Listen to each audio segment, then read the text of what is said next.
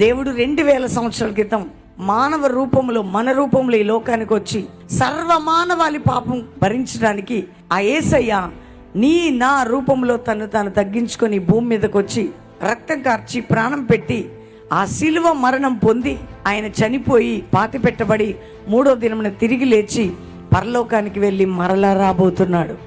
చాలా మందికి యేసు ప్రభు నమ్మితే కోట్లు వస్తాయా, లక్షలు వస్తాయా? కాదండి. యేసు ప్రభు నమ్మితే రక్షణ నీకు వస్తుంది. అది రక్షణ ఏంటంటే పాప క్షమాపణ, నిత్య జీవం, పరలోకం నీకు ఉంటుంది.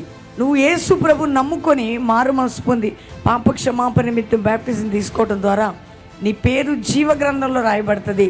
నువ్వు పరలోకానికి వారసురాలుగా మార్చబడతావు. నిత్య జీవం నీకు దొరుకుతుంది.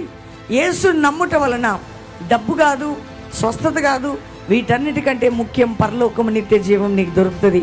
ఈ సువార్త వినని వారందరూ వినండి.